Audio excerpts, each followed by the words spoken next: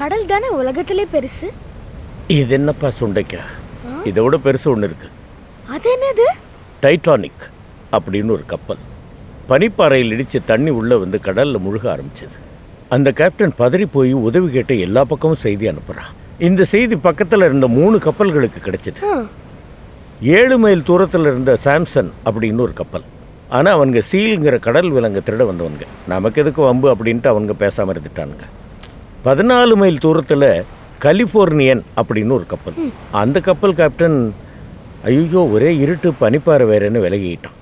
அப்புறம் அடுத்ததாக இதே மெசேஜ் 53 மைல் தூரத்தில் நின்றுக்கிட்டு இருந்த கர்பாத்தியா அப்படின்னு ஒரு கப்பலுக்கு கிடைக்கிது. அந்த கப்பல் கேப்டன் இந்த செய்தியை ஜீசஸ் எனக்கு தர்றாருன்னா அதுக்கு ஒரு காரணம் இருக்குன்னு ரொம்ப கஷ்டப்பட்டு அந்த பனிப்பாறைகளுக்கு இடையில் பிரயாணம் பண்ணி இங்கே வந்து சேர்றான். அதுக்குள்ளே இந்த டைட்டானிக் மூழ்கி போய் 1500 பேர் இறந்துட்டாங்க. மீதி உயிருக்கு போராடிக்கிட்டு இருந்த ஒரு 705 பேரை அவங்க தான் காப்பாற்றினாங்க. அந்த கேப்டனோட மனசு தான் அத்தனை உசுருங்களை காப்பாத்துச்சு. ஆமால, இதைத்தான் நம்ம தாடிக்கார தாத்தன் சொல்லியிருக்கான், பயன் தூக்கார் செய்த உதவி நயன் தூக்கின் நன்மை கடலினும் பெரிது அப்படின்னு.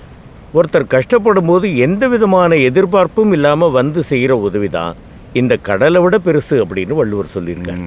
நம்மளை காப்பாற்றுறதுக்கும் நல்ல மனசுள்ள யாராவது ஒரு ஜீவன் வந்து சேருவாங்க. தாத்தா, நம்மளை காப்பாற்ற ராஸ் தேவதையும் அவளோட பலசாலியான அடியால் மெட்டாவும் ஸ்வாயிங்கிற வந்து இறங்குவாங்க. தண்ணி எடு, கப்பல் கப்பலாக கதை சொல்கிறாங்க.